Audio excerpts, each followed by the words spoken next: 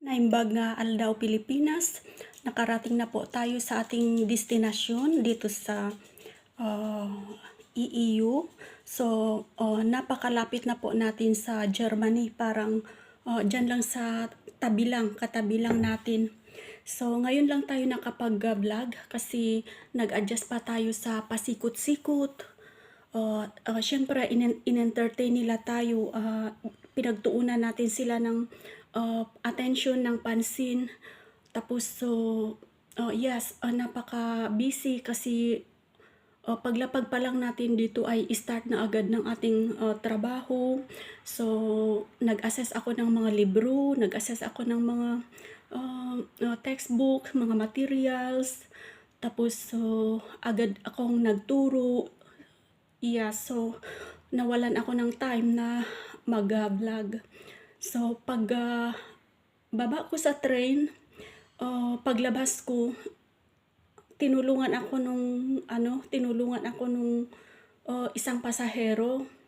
Tapos, namroblema ako kasi yung igulong nung maleta ko ay naputid siya. Tapos, sakto naman na andyan na yung mga sumundo sa akin. So, hindi ko akalain na mga abogado pala yung mga susundo sa atin. Hiyang-hiya ako kasi ang bigat-bigat na maleta ko, sila yung nagbuhat. Tapos, dinala sa sasakyan. Tapos, pinag-drive ako. Hiyang-hiya ako.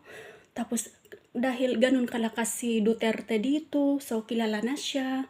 Okay, so nandito tayo mismo sa baluarte ng pinaka may bahay ng BFF ni Duterte. Alam nyo na kung sino. And then, by November 1, biyahe tayo doon sa kung saan siya unang nag-attend ng nakipag-meet sa mga leaders dito doon sa Valday Business Forum. Biyahe tayo doon ng November 1 hanggang November 5. Okay, so nasa Valday City tayo. Yes, ako din ay hindi ko maipaliwanag ang mga pangyayari, mga takbo ng... Kasi ganito ang trabaho kasi dito.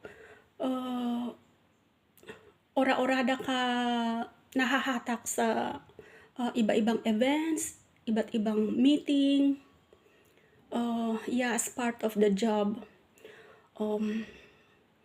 I will update you kapag nandun kami sa Valday City. And then, we will get back here in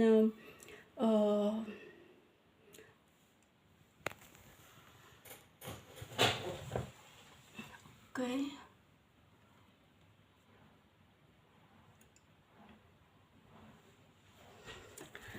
So, yan ang kabahayan ng mga estudyante na tinuturuan natin.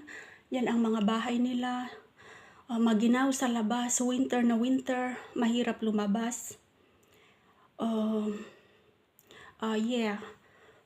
Mag-vlog na lang ako ulit kasi naka-duty pa ako. I-check ko pa yung mga textbook, mga materyales.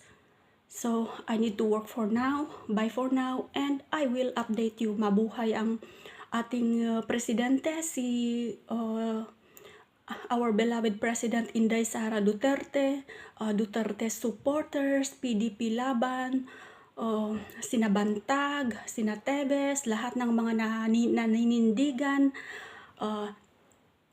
hindi natitinag, game over na. Tapos ng ating laban. Yes, I would